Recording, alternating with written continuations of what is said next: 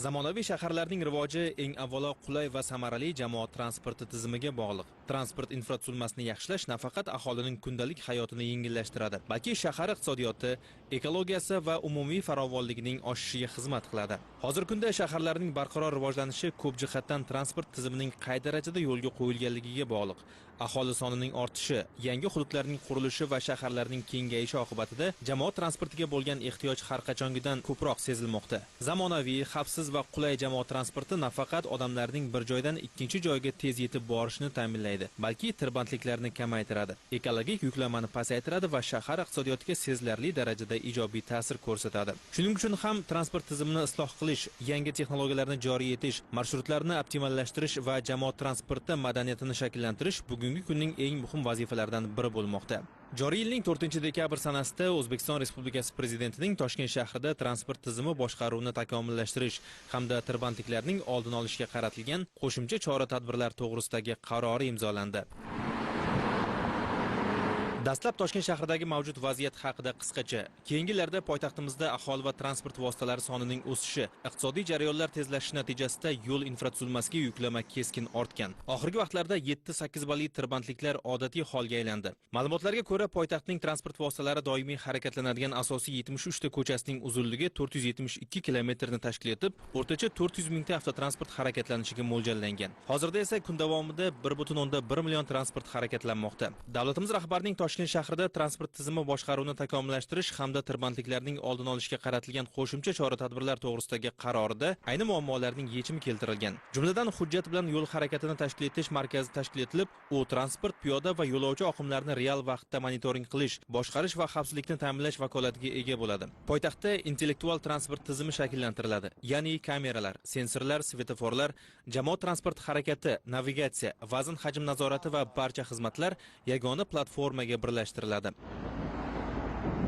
Xabaringiz bor, mana 2023-yilda Xitoy Xalq Respublikasidan 1000 dona avtobuslar olib kelinganligi va 2025-yilda elektrobuslar parkini kengaytirish doirasida yana 202 elektrobuslar olib kelinganligi va metropoliten tarmoqlarini kengaytirish. Shu islohotlar natijasida biz avtobus yo'nalishlarida va metropoliten liniyasida yo'lovchilar oqimini bir necha baravarga oshganligini ko'rishimiz mumkin. 2030-yilgacha yana o'rtacha 1000 dona elektrobuslar xarid qilinishi belgilanmoqda. Ushbu markaz tomonidan intellektual transport tizimi ishlab chiqilib, amaliyotga tatbiq etish doirasida hozirgi Toshkent shahrida mavjud bo'lgan aqlli svetoforlar va 2030-yilgacha yana 700 ta aqlli svetofor o'rnatish belgilandi. Ushbu aqlli svetoforlar tizimga integratsiya qilinganidan keyin Toshkent shahrida barcha chorrahalarimiz bir butun mexanizm, ya'ni bir butun organ sifatida ishlay boshlaydi. Bu bizga nima beradi? Ya'ni qaysidir joylarda masalan tirbandlik yuzaga keladigan bo'lsa, transport oqimini boshqa ko'chalar bo'ylab taqsimlash va qaysidir joylarda masalan avariya holatlari yuzaga kelgan bo'lsa, o'sha maxsus transport vositalariga o'sha manzilga yetib olish uchun yashil yo'lak tashkil qilish va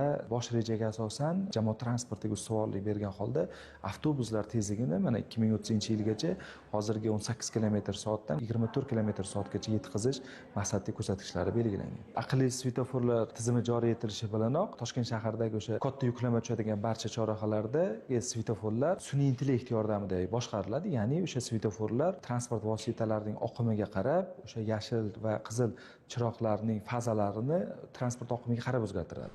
Shaharda jamoat transportidan foydalanish ulushi 39%, ya'ni shaxsiy avtomobillar ulushidan kamligicha qolmoqda. Bu ko'rsatkich Parijda 75%, Moskvada esa 69% ni tashkil etadi. Prezident qarorida 2030-yilgacha jamoat transportidan foydalanishni 60% ga, elektrobuslar ulushini 50% ga, avtobuslarning o'rtacha harakat tezligini 18 km dan 24 km/soatga yetkazish belgilangan. Shuningdek, 1000 km avtomobil yo'llarini ta'mirlash, 16 ta tunnel va yo'l o'tkazgich, 700 ta aqlli chorrahalarni barpo etish rejalashtirilgan. Metropoliten tarmog'ining uzunligi esa 103 km ga yetkaziladi. 170 km velosiped va 200 km piyoda yo'laklarni tashkil etish ham ko'zda tutilgan. Xo'sh, bunday infratuzilma yo'lovchilarga qanday qulayliklar taqdim etadi?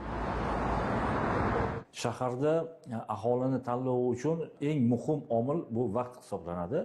Jamoat transportini harakatlanish vaqtini, ya'ni manzilga yetib borish vaqtini konstansiya, ya'ni kafolatlangan vaqt birligi ichida yetib borish imkoniyatini beradigan bo'lsak, ularga harakat ustuvorligini ta'minlaydigan infratuzilmani yaratganimizda, albatta, yengil transportda yetib borishdan ko'ra jamoat transportida yetib borish aholi uchun jozibador bo'ladi. Ikkinchi masala, shahar markazidagi parkovka tizimini tartibga solish va u orqali shahar markaziga bo'lgan umumiy transport oqimini cheklash masalasi turibdi. Shu bir nechta kompleks tadbirlar orqali biz shaxsiy transportdan ko'ra jamoat transportini jozibadorligini oshirganimiz, ular qulaylik yaratganimiz natijasida aholi jamoat transportiga o'tishi tezlashib boradi. Toshkent shahri transport tizimida mavjud masalalardan yana biri markazlashgan boshqaruv tizimining yo'qligi edi. Shuningdek, sun'iy intellektdan deyarli foydalanilmasdi. Qarorga ko'ra, sun'iy intellekt tirbandliklarni oldindan bashorat qilib, svetofor fazalarini harakat oqimiga qarab avtomatik o'zgartiradi. Avtobuslar va taksilar uchun alohida yo'laklarni tezkor ochib yopadi. Natijada yo'ldagi o'rtacha vaqt 25% ga, svetoforda kutish vaqti 30% ga qisqaradi. O'rtacha tezlik 18% ga oshadi. Bundan tashqari, yo'l harakati xavfsizligi inspektorlarining ko'chadagi yuklamasini 3-4 baravarga pasaytirish ko'zda tutilgan. Markazning asosiy maqsadlaridan biri bu Toshkent shahrida atmosferaga chiqayotgan gazlarni kamaytirish hamda elektrobuslar sonini 50% gacha yetkazish. Shu bilan bir qatorda Toshkent shahrida infratuzilmaviy muammolarni o'z vaqtida yechish, avtobus bekatlarini qaytadan rekonstruksiya qilish hamda avtobuslarni to'siqsiz harakatlanishini muhitini yaratish nazarda tutgan. Shuningdek, ushbu qaror bilan Toshkent shahriga har kunlik kirib keluvchi avtotransport vositalarini ushlab qolish maqsadida Toshkent shahrining aglomeratsiya hududlarida ko'p qavatli avtoturargohlar tashkil etish belgilab berilgan. Ushbu avtoturargohlardan Toshkent shahrining markaziy nuqtalariga jamoat transporti orqali yo'lovchilarni tashish belgilab qo'yilgan. Xabaringiz bor, Shota Rustaveli ko'chasida rivojlangan mamlakatlarning ilg'or tajribasidan kelib chiqib, ilk bor BRT tizimi amaliyotga joriy etildi. Loyiha natijasida yo'lovchi oqimi soatiga 2500 dan 6000 kishiga ortdi. Shuningdek, sutkasiga 40 mingta avtomobil o'tkazish imkoniyati yaratilib, o'rtacha tezlik soatiga 23 kilometrdan 30 kilometrga yetkazildi. Endilikda 10 ta qatnov qismiga bo'lingan yo'lning 6 ta tasmasida avtomobillar, maxsus ajratilgan 2 ta yo'nalishda avtobuslar harakatlanmoqda. Yangi tizim yo'l transport hodisalarining oldini olishda ham muhim ahamiyatga ega bo'lmoqda. Toshkent shahar hokimiyati tomonidan hozirda o'sha chorrahalarda o'tkazuvchanlik qobiliyatini oshirish, avtobus yo'nalishlariga ustuvorlik berish maqsadida rekonstruksiya qilish ishlari boshlab yuborilgan. Mana hozir birinchi bosqichda o'sha Shota Rustaveli ko'chasi rekonstruksiya qilish ishlari amalga oshirildi. Toshkent shahar aholisi va mehmonlari o'z shaxsiy transport vositasidan ko'ra avtobusda o'z manzillariga tezroq yetib borish imkoniyatini beradi. Endilikda yana Toshkent shahrining 9 ta ko'chasida, misol uchun o'sha Yangi Sergeli, Shahrisabz hamda Amir Temur ko'chalarida ham xuddi shunday avtobuslar uchun o'rta qismda yashil yo'lak tashkil qilingan holda rekonstruksiya qilish ishlari belgilandi. Toshkent shahar aholisi mehmonlari soni ortishi bilanoq ularning harakatlanishga bo'lgan talabi ham ortib bormoqda. Bu o'sha avtotransportda harakatlanish yoki velosipedda, ya'ni mikromobil harakatlanadigan aholimiz soni ham ortib bormoqda. Ya'ni ko'pchilik aholimiz masalan piyoda yoki velosipedda yurish orqali o'z qatnovlarini amalga oshirishadi. Ularda mikromobillikni oshirish borasida ham alohida ko'rsatkichlar belgilab o'tilgan. Markazning asosiy vazifasi